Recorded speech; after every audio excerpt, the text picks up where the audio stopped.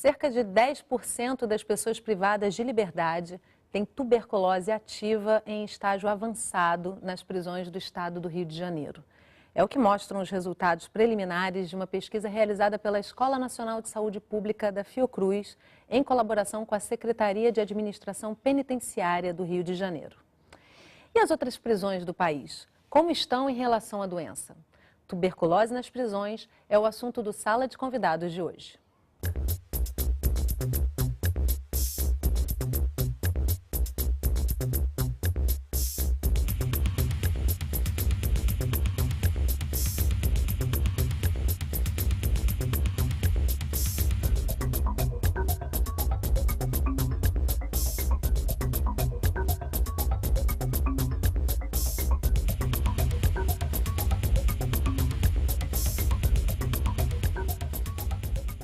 Para conversar com a gente estão no estúdio as pesquisadoras do Grupo Saúde nas Prisões da Escola Nacional de Saúde Pública Sérgio Arouca da Fiocruz, Alexandra Sanches, médica sanitarista, e Vilma de Iguana, psicóloga. Excepcionalmente hoje, o Sala de Convidados não é ao vivo. As perguntas e comentários trazidos durante o programa foram recebidos essa semana por telefone ou no site do Canal Saúde. Lugares com grande aglomeração de pessoas e com pouca ventilação. Os presídios brasileiros são ambientes ideais para a transmissão do bacilo de Koch, o causador da tuberculose. Cerca de 10% das pessoas privadas de liberdade têm tuberculose ativa e a maioria em estágio avançado. É o que mostrou uma pesquisa feita no Rio de Janeiro pelo grupo Saúde nas Prisões, da Escola Nacional de Saúde Pública Sérgio Arouca, da Fiocruz. A realidade não é muito diferente em outros presídios de outros estados do país. É o que explica a médica e pesquisadora Margarete Dalcolmo. Nós estamos falando de uma doença que é transmissível de pessoa a pessoa.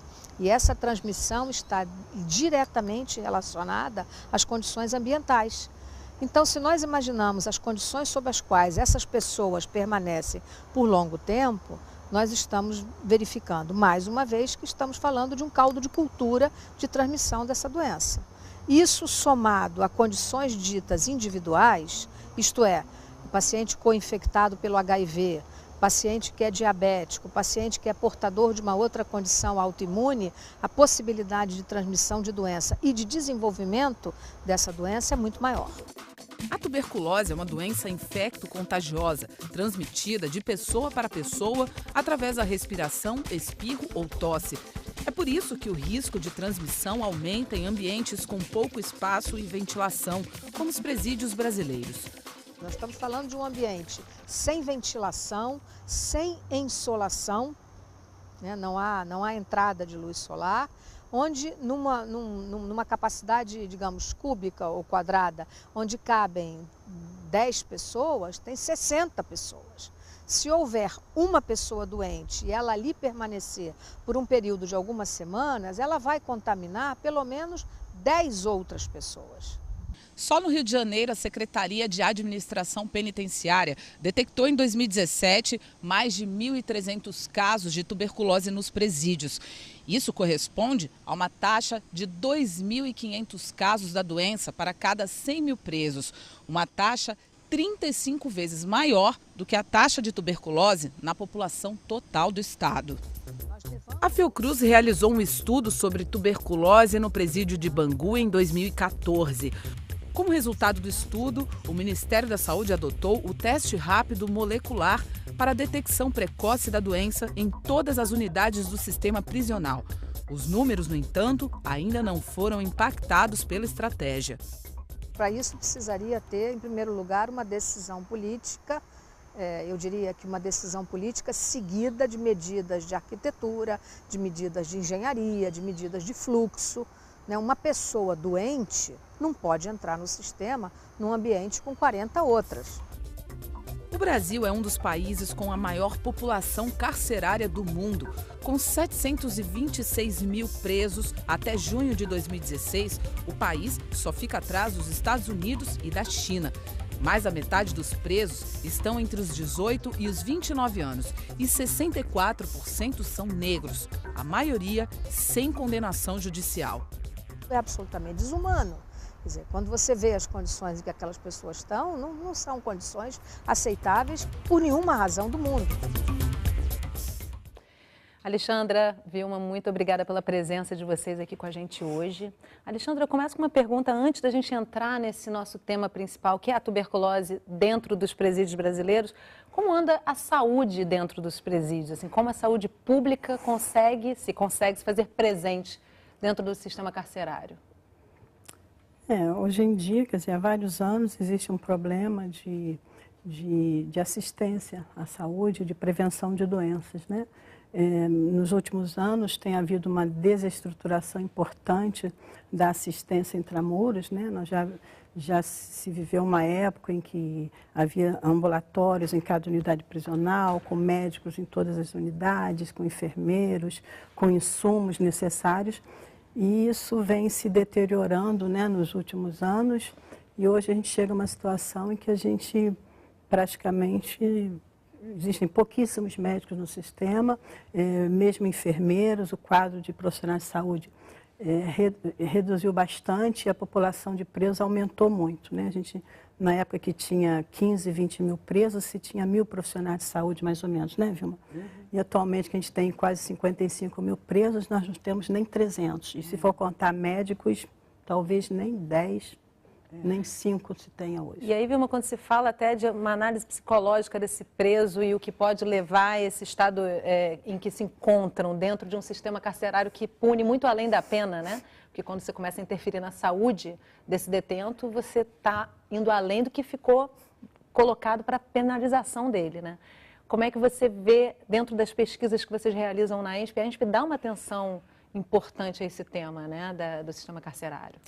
Então, a gente vê assim que, na verdade, toda essa violação dos direitos humanos, né, acarreta uma percepção, uma imagem de si super fragilizada, super vulnerabilizada também, né?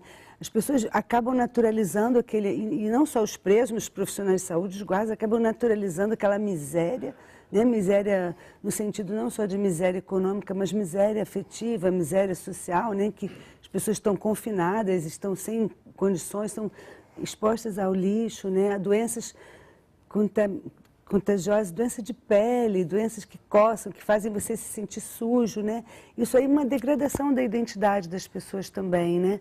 Então essa degradação da identidade acaba acarretando em mais dificuldade de enfrentar mesmo as doenças e de defender, proteger a saúde, né? Agora, quando a gente fala de saúde pública dentro do sistema penitenciário brasileiro, é comum se ouvir dizer, bom, mas a saúde não é perfeita nem fora do sistema, né? Por que a gente vai oferecer saúde a quem está cumprindo uma pena? É importante até salientar que, primeiro, que isso é um direito humano, né? Independente da culpa num crime, mas também que grande parte dos nossos detentos, dos presos no Brasil, sequer foram julgados ainda, né?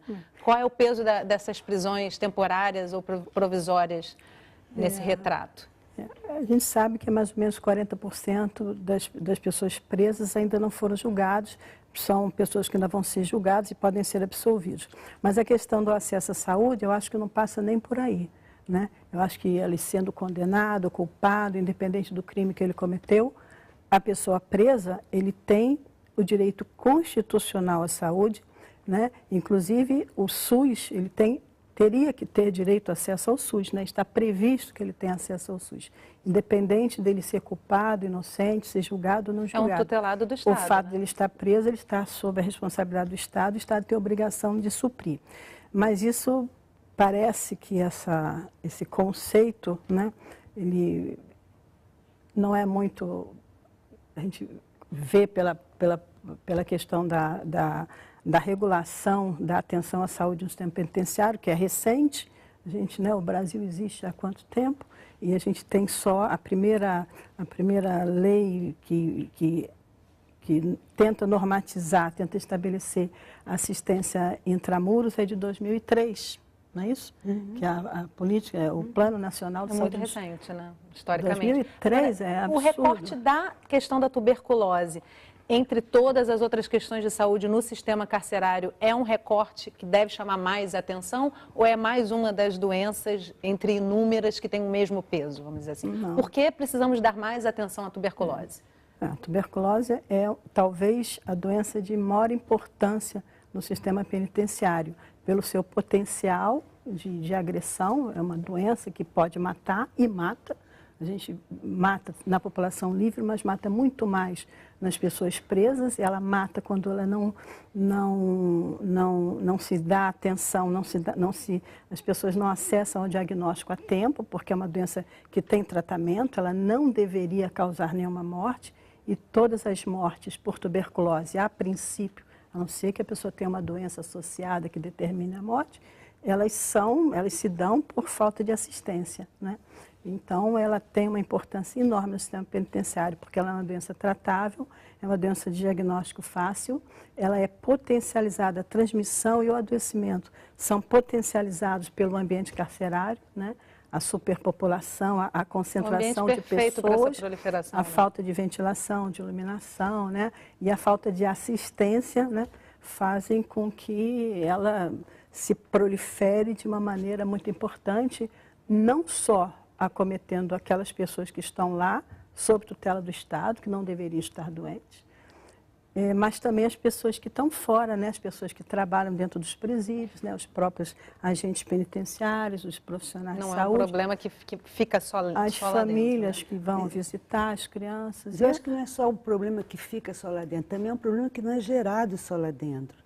Ele é gerado, a gente tem que pensar em primeiro lugar para a questão do superencarceramento, né? A gente tem hoje no Brasil quase 700 mil pessoas presas, é um número altíssimo, terceira maior população do mundo dentro de prisão, e não só em termos de números absolutos, mas de proporção mesmo em relação à população. E também a questão de uma lógica punitivista, né, que está atravessando e que está cada vez se fortalecendo mais na nossa vida social mais ampla, né, que faz com que a gente olhe para essas pessoas como se elas não merecessem, como se elas não tivessem direito, né? Na verdade, assim, a gente retira a humanidade delas e as trata como se fossem apenas seres que deveriam ser excluídos e até mesmo eliminados, né? Então, assim, é quase um depósito de gente. Né? Então, você tem um lá fora que condiciona o dentro, e um dentro que também agrava toda essa situação. Um fluxo, né? Deixa eu trazer aqui a primeira pergunta que foi encaminhada para a gente ao longo da semana. Pode-se pensar que a situação do Rio de Janeiro é um microcosmo do país, ou seja, que temos uma situação grave de tuberculose em todos os presídios? Quem pergunta é Carlos Augusto, de Belo Horizonte. Eu acho que, é claro que a situação, eu acho que em todos os estados do país, a situação dentro do presídio ela é pior do que fora do presídio. Mas a gente tem um país muito grande com características muito diversas. Tem estados em que a prevalência de tuberculose na população geral é baixa, outros que a prevalência da população geral é alta. Então, nesses estados em que a prevalência da tuberculose é baixa, você tem dentro do presídio um número maior de casos, uma incidência maior, mas não é como o Rio, não é como o Amazonas, não é como o Rio Grande do Sul, Pernambuco, que são os campeões da tuberculose na população e nas prisões. Essas são peculiaridades que cada região pode ter. O que vocês identificaram na pesquisa realizada pela ENSP, preliminarmente, a respeito desse quadro do Rio de Janeiro? É um quadro em especial? A gente estuda esse tema desde 2001, né? A gente trabalha, esse grupo de pesquisa, ele desenvolve pesquisas em tuberculose, em outras áreas de saúde prisional, mas com uma ênfase muito importante em tuberculose, desde 2001. Então, a gente teve a oportunidade de fazer vários estudos em várias áreas, não só na epidemiologia, mas também na área de psicossociologia, que a Vilma pode explicar depois, nas relações entre os diversos atores que atuam no sistema penitenciário, relacionados à tuberculose, né? A questão do preconceito, a questão do acesso ao serviço, né? E a questão também das prevalências, e sempre com o objetivo de estudar qual seria a melhor maneira de se resolver esse problema, de se enfrentar esse problema, né? Então, esse estudo que a doutora Margarete referiu na introdução do programa foi um estudo que eu coordenei, né? No sistema penitenciário do Rio de Janeiro, um dos estudos que nós fizemos, em que, buscando a melhor maneira de enfrentar o problema, nós estudamos o screening radiológico com a questão desse teste molecular GeneXpert, que na época era novo, não estava ainda sendo implantado no Brasil, e nós, com os resultados, mostramos que a detecção de casos era muito maior, se tinha um rendimento muito maior, que ele deveria ser, então, adotado pelo Ministério da Saúde para diagnóstico nas prisões, o que não era uma ideia inicial. A ideia inicial era simplesmente disponibilizar esses exames nos municípios ditos prioritários com o maior número de casos, né? E esse estudo realizado aqui no Rio de Janeiro, né, que a gente coordenou, mostrou justamente isso, que era muito importante pela dimensão do problema, né, dentro das prisões, que era muito importante que esse exame fosse disponibilizado como é. Né? O Ministério entendeu isso e disponibilizou para os presídios do país. Né? Agora, a partir disso, que iniciativas são geradas? Assim, é possível dentro de uma estrutura, até com relação à arquitetura dos presídios, né, e por essa população carcerária tão grande dentro de um espaço tão pequeno, adianta? Qual é o próximo passo a partir da identificação dessa doença? Pois é, então, a detecção precoce, aí por isso que ela está falando da importância desse teste, porque ele faz a detecção precoce, é super importante. Mas, ou a detecção rápida, né?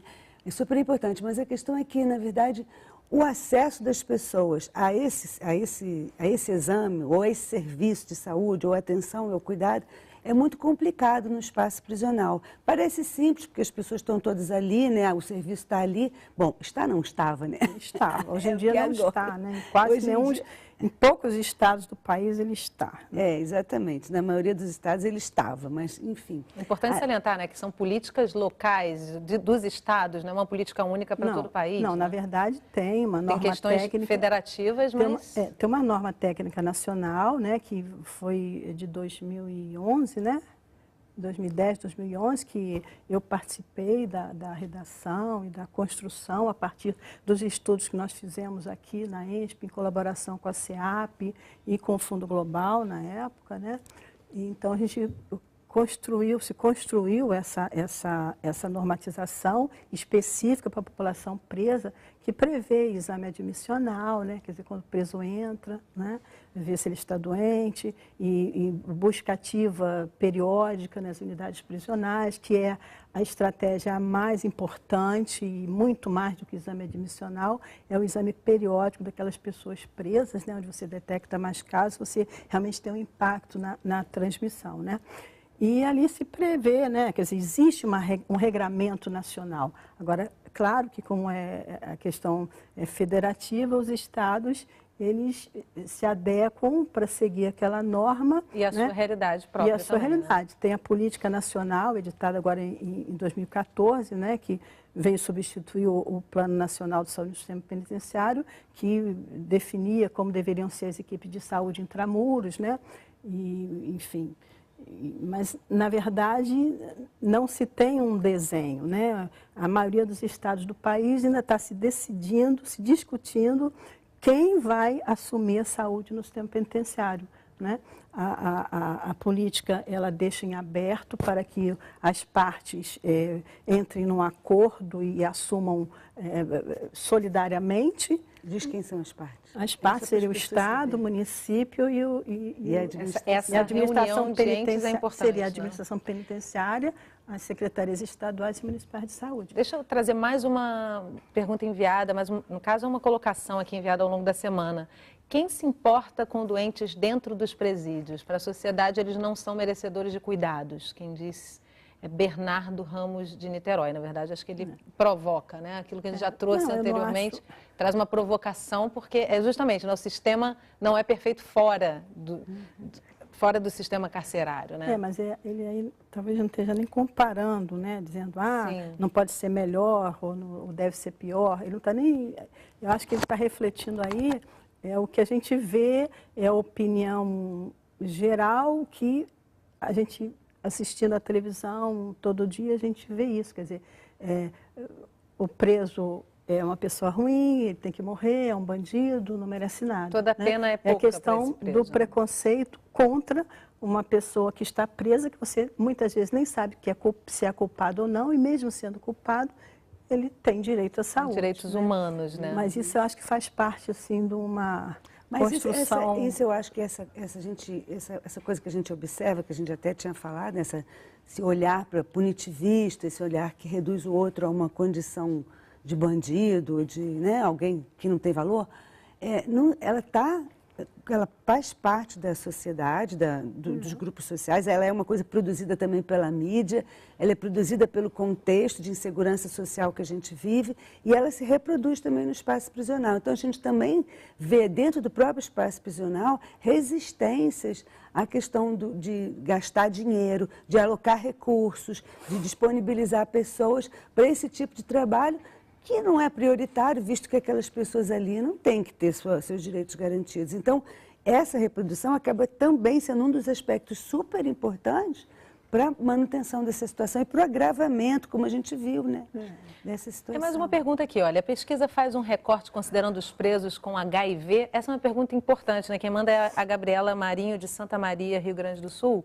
É uma pergunta importante porque a tuberculose com HIV é uma combinação explosiva, né, Alexandra? Existe esse recorte dentro dessa pesquisa? Existe, quer dizer sempre que se faz um diagnóstico de tuberculose, né, o teste de HIV ele deve ser oferecido exatamente por conta dessa associação e da influência que uma doença tem sobre a outra em termos de agravar, uma agrava a outra, né? Isso no Rio Grande do Sul tem ela estava em Santa Maria, né? Isso em Porto Alegre, por exemplo, tem uma importância muito maior, porque a prevalência de HIV na população em Porto Alegre, a população em geral, é maior do que a média do país, é maior do que a do Rio de Janeiro, e nos presídios, então, a co-infecção, que a gente chama a associação das duas doenças, ela tem um peso maior nos presídios de Porto Alegre do que nos presídios do Rio de Janeiro. No Rio de Janeiro, a gente tem uma prevalência de HIV e uma prevalência de co-infecção que é mais ou menos igual à da população geral do estado. A gente não tem um número muito maior de pessoas infectadas pelo HIV e também de co-infecção, né? Então, isso é claro que isso é visto em todas as pesquisas, todas as pessoas que têm tuberculose são testadas, mas não tem um peso, quer dizer, a gente não pode dizer que a situação da tuberculose nos presídios é grave, porque nós temos muitas pessoas imunodeprimidas e que têm mais chance de ter tuberculose. Isso que você está colocando também reforça aquela sua fala anterior da peculiaridade de cada região, né? Você, na verdade, no Rio Grande do Sul, você tem uma característica ainda mais com o HIV diferenciada de outros estados, né? Então é importante trazer isso. Bom, o Sala de Convidados vai fazer um breve intervalo, já já a gente volta, não sai daí.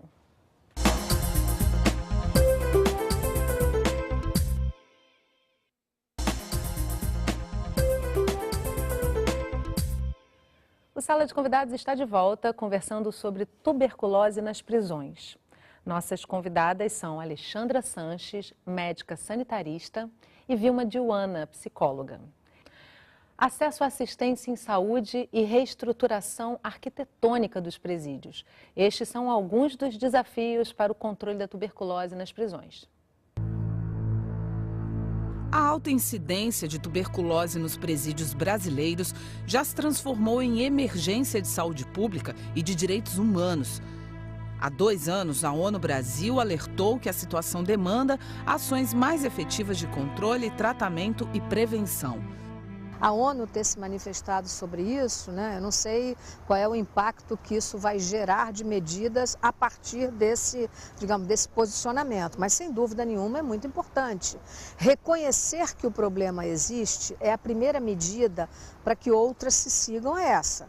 Então, assim, se organismos internacionais reconhecem e se chamam atenção para isso, naturalmente isso deve gerar uma reflexão e algumas medidas objetivas do ponto de vista governamental dos estados e dos municípios que são responsáveis por esse número imenso de pessoas nessas condições. Em 2016, quando o alerta foi feito, o Brasil já era considerado um dos 20 países com alta carga de tuberculose na população geral. E a população prisional é a mais vulnerável à doença, seguida da população de rua, da que vive com HIV e da população indígena. Para Margarete Dalcomo, é preciso levar a sério uma reestruturação de todo o sistema prisional. Houve estudos e hoje há manuais publicados de arquitetura propondo modificações da arquitetura daqueles pavilhões, daquelas celas, que dariam uma situação de muito melhor controle de qualquer doença transmissível, como de humanização do sistema, porque aquilo é absolutamente desumano. Algumas iniciativas tentaram barrar a entrada da tuberculose nos presídios. Entre 2014 e 2015, um projeto chamado TB-REACH foi realizado no Brasil. O objetivo era aumentar a detecção de casos da doença ainda na porta de entrada do sistema. Criado pelo Programa Nacional de Controle da Tuberculose do Ministério da Saúde, o projeto foi realizado em 3 presídios. Entre eles, o Central de Porto Alegre e o Complexo Penitenciário de Bangu, no Rio de Janeiro. Na época, 11.000 pessoas foram rastreadas e foram detectados 280 casos da doença. Mesmo assim, passados 3 anos, a tuberculose continua sendo um problema de saúde pública, como o próprio sistema prisional, como um todo, ainda é. Segundo o Ministério da Saúde, em 2016, somente 37% das unidades prisionais do país tinham assistência em saúde para atender os presos. E a situação varia de acordo com o estado. Enquanto no Distrito Federal todos os presídios contam com unidades internas de médicos, no Rio de Janeiro apenas 1 em cada 10 penitenciárias tem esse serviço e nenhuma possui equipe médica. Uma realidade que mostra ainda um longo caminho a ser percorrido no controle da tuberculose nos presídios do Brasil. Gente, a matéria traz primeiro uma informação interessante e importante, né? A gente está falando aí de mais, vamos chamar de ente, apenas mais uma parte, que é a Organização Mundial de Saúde, trazendo também esse elemento de olhar para o sistema carcerário brasileiro e chamar a atenção para tudo isso que está acontecendo. Isso em 2016. De lá para cá, alguma coisa foi feita a partir dessa demanda internacional, vamos dizer assim? Que eu saiba, não. Também não. Mas... É uma questão, aí eu pergunto sobre o olhar das pesquisadoras, né? É uma questão somente de vontade política ou não temos de forma alguma orçamento possível para isso? Porque parece uma coisa realmente dificílima, né, de ser feita, mas talvez vontade política. Eu acho que a gente olhar para o sistema penitenciário brasileiro, a gente olha para tudo o que aconteceu no Nordeste, no Norte do país recentemente, com uma porção de rebeliões, com morte, com uma violência fora de controle. A gente olha para a questão do que acontece no Rio de Janeiro, que a gente viu ali, né? Você tem uma redução da assistência à saúde drástica nas prisões, né? Tudo que compõe essa assistência à saúde, até falta de remédio em alguns momentos a gente teve, né? E a gente observa que, na verdade, assim, a vontade política é um fator super decisivo nessa história, né? Porque se você não aloca recursos, se você não promove a presença de profissionais de saúde, se você não encara de frente a questão do superencarceramento, que hoje é uma questão importantíssima no Brasil, você não tem como reverter esse quadro. Tudo que pode ser feito acaba sendo o máximo uma redução de danos, né, que é o que um pouco se pode fazer nas prisões, detectar os casos, tratar, reduzir a mortalidade, mas assim, realmente controlar e reduzir a tuberculose nas prisões sem encarar essa questão do superencarceramento, dos recursos. Não, mas eu acho que eu concordo com você que o superencarceramento e as más condições das prisões são fatores importantíssimos, mas nada justifica a desassistência. Claro que né? não. Então, o que a gente vê hoje é uma desassistência, falta de pessoal, falta de insumo. Né? E falando, quer dizer, da questão... Eu acho que nós tivemos na saúde prisional como um todo um momento em que realmente o governo se mobilizou por alguns ecos internacionais, né? Mas não foram pressões da ONU, não foram relatórios técnicos, foram sanções econômicas, ameaças de sanções econômicas. E foi isso que, de certa forma, gerou o primeiro plano de saúde para a população presa, que foi em 2003, né? E foi a partir de uma cobrança internacional com ameaça de sanções econômicas, porque a situação era tão catastrófica que então o governo teve que se mobilizar e elaborou esse plano. Mas depois disso, né, eu acho que antes do TB-RIT, nós tivemos também uma oportunidade, e que foi o que também chamou muita atenção para a questão do problema da tuberculose nas prisões, que foi o projeto Fundo Global, né?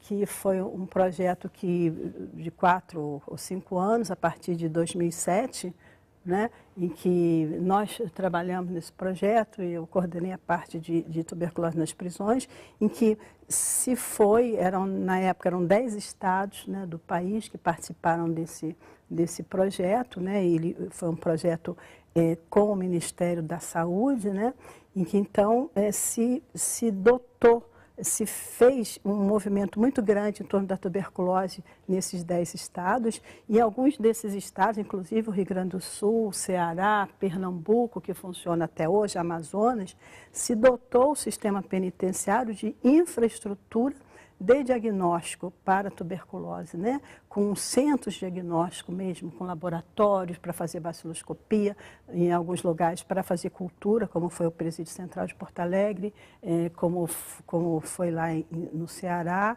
e como funciona até hoje o COTREL em Pernambuco, né? Que esse projeto, né, de financiamento internacional, ele conseguiu chamar atenção para o problema e estruturar fisicamente locais de diagnóstico intramuros. Isso deu uma visibilidade enorme, porque as pessoas começaram a ver, realmente tem casos, a gente tem que fazer alguma coisa, né? É porque isso também reflete, essa política toda reflete muito uma ânsia social de não valorizar isso também. Eu estou recebendo aqui algumas mensagens reiteradas de pessoas dizendo que não tem que dar importância, porque são pessoas que cometeram crimes e estão dentro do sistema carcerário, que deixam eles por lá. Algumas que estão sendo colocadas. Então, assim, a população não reivindica, não pressiona, né, para que haja um interesse nisso. Aí eu tenho aqui também uma questão interessante. É verdade que a Rocinha, uma das maiores favelas da América Latina, é foco de tuberculose no Rio de Janeiro? No que se assemelham a Rocinha e os presídios? Quem pergunta é Maria de Lourdes Carvalho, de Brasília. Essa é uma pergunta interessante, né? Porque se assemelha pela aglomeração de pessoas, pelas más condições de habitação, né, que são, e pelas más condições de vida, né, que são os fatores que favorecem o desenvolvimento da tuberculose. Agora, já que ela tocou nessa questão, a gente sabe que a prevalência, a tuberculose, ela é uma doença que tem maior frequência nas populações que vivem mal, que moram mal, que se alimentam mal, né? E na Rocinha a gente tem uma incidência, quer dizer, só para comparar com os presídios, né? Aqui no mesmo nosso território, né, do Rio de Janeiro. A favela da Rocinha, que tem uma alta incidência de tuberculose, que é de 300 casos, mais ou menos, por 100 mil habitantes, nos presídios do Rio a gente tem 2.500 por 100 mil. Né? No Brasil nós temos 30 casos por 100 mil. Então, a Rocinha já é... É demais. Entendeu? O estado do Rio é tipo 60 casos por 100 mil, a média do estado do Rio, a Rocinha é 300, o presídio é 2.500. Mostrar a gradação, o grau de disseminação da doença entre essas populações, que são populações vulneráveis, que estão mais expostas à doença. Sendo que eu acho que a atenção que se dá hoje à saúde dentro dos presídios, embora a assistência extramuros para a população geral tenha deficiências, né, ela ainda é muito pior, né? Porque a pessoa que está fora, ela vai no posto de saúde perto da casa dela, não funcionou, ela vai no outro, ela vai no hospital, ela vai na emergência, entendeu? Então ela tem como procurar, ela tem como denunciar, ela tem como reclamar. Né? A população carcerária está não pode da ação pública. E né? Se ela não for tratada, ela morre. Ela não só prolifera, como morre. As pessoas morrem de tuberculose dentro da prisão, morrem. Então, isso é uma coisa séria. E é importante a gente ver, que você estava falando na questão anterior, a gente até falou disso, mas acho que é legal ressaltar que, embora as pessoas fiquem achando que é a população prisional, é pessoa sem valor, não importa, não vou gastar dinheiro com elas, mas assim, é uma falta de visão, inclusive, da questão de que a saúde ela é um bem comum. Se uma pessoa está com tuberculose na prisão, as pessoas não ficam lá para sempre. Algumas até morrem na prisão, mas a maioria sai, né? E elas levam consigo, né, o bacilo da tuberculose, né? E elas levam para a comunidade essa doença, não só essa, como todas as outras. Levam consigo o maltrato, levam consigo o sofrimento, a raiva, levam consigo uma porção de questões que são importantes da gente pensar. Na verdade, a prisão é porosa. A gente pensa que ela tem muros fechados à volta, mas ela tem um trânsito, existe um trânsito enorme. De visitações, de visitas, de funcionários, as pessoas entram, as pessoas saem. Então, essa questão é super importante das pessoas entenderem que não é um mundo à parte, que é um mundo que faz parte do nosso mundo. É importante também pensar nesse trânsito, né, Vilma? Assim, as famílias vão visitar e como é que ficam essas famílias que não cometeram um crime algum, já que a questão é essa para uma boa parte da população, né, esse julgamento. Isso. Existe alguma identificação nessa pesquisa, assim, por exemplo, por um clamor das famílias em prol desse detento? Vocês observam isso? Como é que as famílias se comportam diante desse quadro? Você quer falar? Não, pode falar. Então, a gente observa assim que, na verdade, a família ela é uma, vamos dizer assim, uma resistência ao domínio que a prisão faz sobre a vida das pessoas. Então, elas lutam pelos seus entes, né, pelos seus membros, né? Então, assim, a família vai ao serviço de saúde e não consegue chegar, mas ela chega, por exemplo, no serviço social. E aí ela fala, ai, meu filho está emagrecendo. E aí, às vezes, essa informação vai do serviço social. É o próprio alarme, né? Até o serviço de saúde. Muitas vezes, a família também tem sido incumbida erroneamente, né, de propiciar os recursos médicos, né? No caso da tuberculose, não, mas remédios, né? Porque a desassistência... Cobre uma parte do Estado.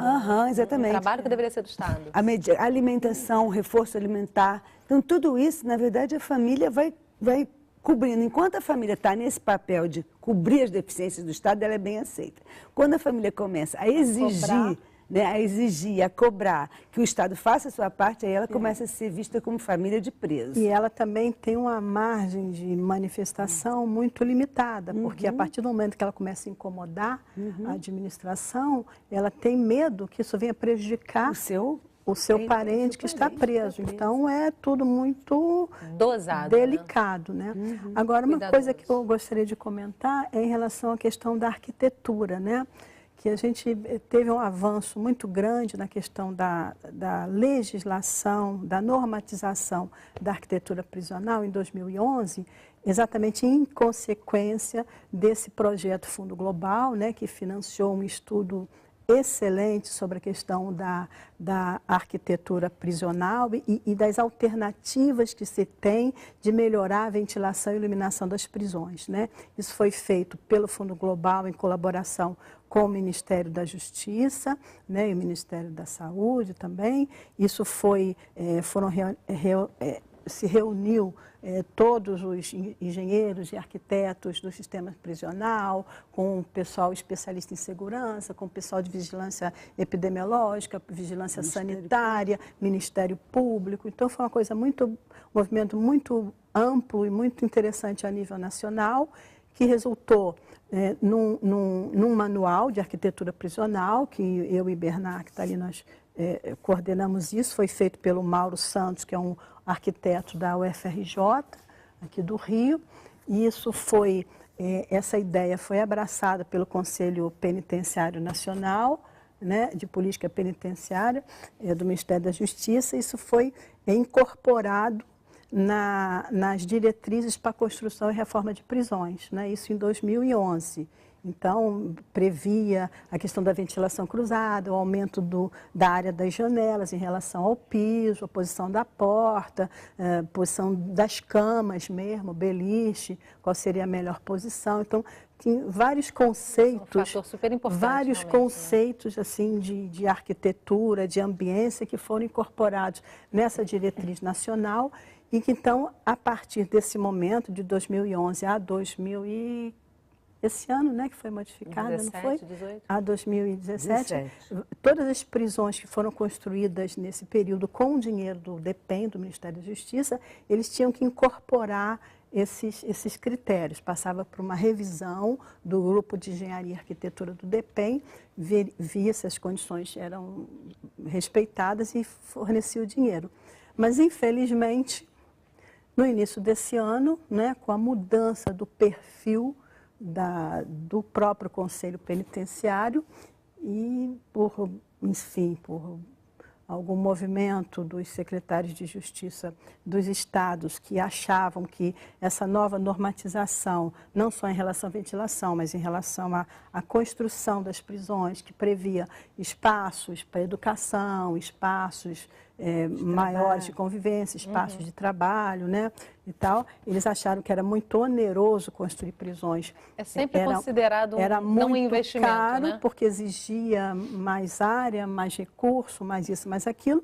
Então, foi solicitada pelos secretários de Justiça uma revisão dessa diretriz e aí chegou-se na palavra da moda, que é a flexibilização, né? Altera-se tudo. Agora, deixa eu Então, a trazer norma mais não foi flexibilizada. Então, isso...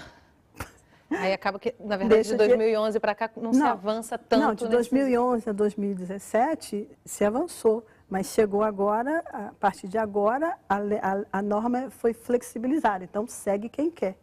Deixa eu trazer mais uma questão aqui interessante. Olha, a Dalila Costa de São Paulo pergunta: em que medida os presos têm menos preconceitos com os que têm a doença? Pergunto para você, Vilma, como é que você percebe essa questão do preconceito interno ali dentro do sistema? Então, a gente trabalhou bastante isso nesses anos todos que a gente trabalhou na prisão, né, que a gente trabalhou junto, nós trabalhamos bastante isso.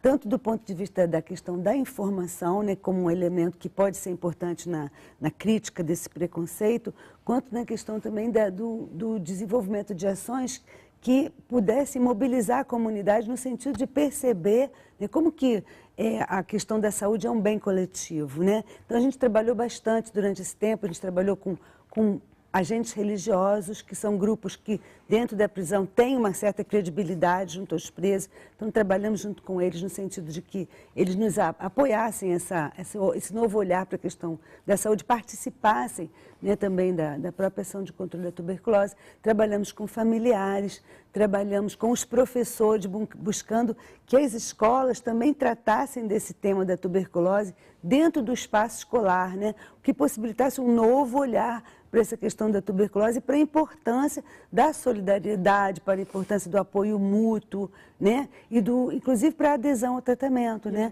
Que é uma questão importante, né? Quer dizer, que o tratamento da tuberculose é um tratamento longo, né? 6 meses, medicação complicada. E dentro do sistema não significa que estar num sistema fechado vai se conseguir essa adesão absolutamente? Não, porque na verdade existe toda uma tensão. Então, ela estava lembrando aqui, nós trabalhamos também com os guardas, que são super importantes na questão do acesso, né? Porque você mostrou aí uma imagem com muitas grades, né? A prisão tem muitas grades, mas essas grades também têm o controle das pessoas, né? Então, na verdade, é importante que as pessoas, que os presos possam chegar ao serviço de saúde, que o serviço de saúde possa chegar para os presos, né? Então, os guardas são muito importantes nesse processo. E assim, a gente trabalhou bastante com eles no sentido deles perceberem novamente essa questão de que eles não estão separados dos presos, que o bacilo da tuberculose não escolhe só os presos, porque os guardas, eles estão dentro da prisão também, eles estão muito próximos do convívio. A proporção entre os guardas é alta? Como é que está essa proporção? Isso, na verdade, ninguém sabe, né? Não existe nenhum registro sobre isso, né? Como no sistema penitenciário tem várias coisas que não são registradas, até porque não são interessantes de saber, né? Então, a gente sabe de informação aqui e ali, né? De casos de guardas que adoeceram, mas, infelizmente, não há um registro disso na saúde do trabalhar, né? No setor de saúde ocupacional deveria ter, né? É um dado importante. Mas isso não existe. Mas é super importante também perceber que, na verdade, por exemplo, a gente observou, né, que os guardas, quando eles estão nas atividades do Confere, por exemplo, quando eles entram nas celas para a contagem dos presos, né, ou quando eles estão no transporte dos presos, ou quando eles estão vigiando, né, o convívio, eles estão numa proximidade muito grande com esses doentes, né? Então, assim, a gente trabalhou bastante no sentido de que eles compreendessem que na verdade não era por bondade ou até mesmo por respeito aos direitos do preso. É autopreservação. Exatamente, até que fosse não é pelo próximo e o direito humano, é por si próprio. Exatamente. Então, assim, é importante a gente perceber que, afinal de contas, assim, as nossas identidades tão diferentes, eu sou o bem e ele é o mal, acaba que para a bactéria não faz a menor diferença. Eu queria trazer ainda mais uma questão. Desculpa, Alexandre, você queria falar? Não, eu queria dizer, em relação ao preso ter preconceito com outro preso doente, também, isso é uma coisa importante, que em 98, quando a gente começou esse trabalho, né, nas prisões, isso existia realmente, né? Alguém era detectado doente, os outros queriam que ele saísse da cela, que fosse para outro lugar. Mas isso, com o tempo, com esse trabalho de que eles entendessem que não era culpa do outro, né? De informação, né? Informação que estar doente, todos nós podemos vir a estar doentes um momento ou outro, todos nós estamos expostos. Então hoje é ele, mas amanhã pode ser você. E nessa lógica, isso tanto os presos entenderam quanto os guardas entenderam. Então o acesso ao serviço de saúde, quando ele existe funcionando, é muito mais fácil, porque o guarda entende que ele que é por ele sair, também, né? pegar o remédio, ele precisa sair para tomar o remédio, ele precisa sair para fazer o diagnóstico, que é por ele. E porque, na verdade, na prisão, ela não é um espaço em que as pessoas possam... Há uma característica essencial da prisão. Ela é um lugar fechado, altamente hierarquizado, com grupos, né? Então, de um lado, você tem o principal diferencial, grupos de presos e grupos de guardas, né? E um olha para o outro como inimigo, o guarda que quer vigiar o preso e o preso que quer fugir da vigilância do guarda, né? Então, toda aquela tensão que existe entre esses dois grandes grupos. Mas tem os outros grupos dentro da prisão. Tem os grupos de religiosos, de presos que participam de uma vida religiosa, tem os grupos de presos que trabalham, que estudam, tem as facções. Todos esses grupos estão dentro da vida prisional. E todos esses grupos impõem regras, impõem normas. É uma sociedade à parte, né? Exatamente. Então, participar, por exemplo, do grupo de... A gente ouviu muito de presos que eles acabaram aderindo ao grupo de, por exemplo, religiosos, presos religiosos, porque com lá eles tinham mais facilidade de acesso ao serviço de saúde, porque, na verdade, esse acesso é regulado por muitos critérios, que não são necessariamente os critérios da saúde. Então, são critérios que têm a ver com o guarda considerar que aquele preso é disciplinado, que aquele preso é bem intencionado, que ele é uma boa pessoa ou não. Então, tudo isso está dentro desse contexto que vai facilitar ou dificultar o acesso desse preso. Agora, deixa eu colocar uma pergunta final aqui para vocês. Em que medida a pesquisa da ENSP poderá colaborar nacionalmente para o controle da tuberculose nos presídios? Quem pergunta é Valéria Castro, de Manaus. Eu acho que, ao longo dos anos, né, ela tem... Todas as pesquisas realizadas desde 2002, 2003 têm contribuído, né? Contribuiu para a elaboração da norma nacional, contribuiu para a questão da regulamentação do exame admissional do preso para tuberculose, que foi uma regulamentação do Ministério da Justiça, né? Contribuiu para o acesso ao teste molecular intramuros, também foi graças a estudos da ENSP, a recomendação do exame periódico, né, de toda a população carcerária, isso também foi baseado nos nossos estudos aqui na ENSP.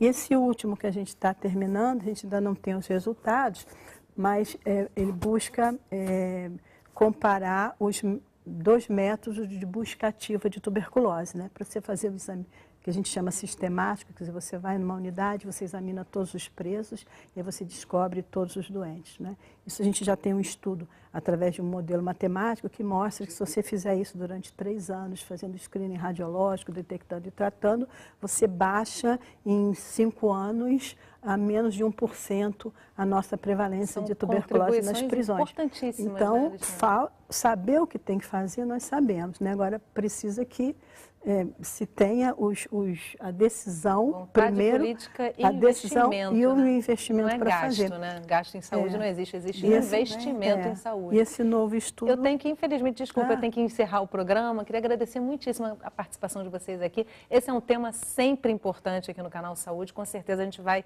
retomar à frente, trazendo mais resultados, né? Que não depende só dos pesquisadores. Muito obrigada pela participação de vocês, gente. Se você quiser rever ou baixar ou compartilhar esse programa, entre no nosso site canalsaude.fiocruz.br. Você pode também acompanhar o Canal Saúde no Facebook e no Twitter. O Sala de Convidados contou com a colaboração da NBR. A gente se vê no próximo programa. Até lá!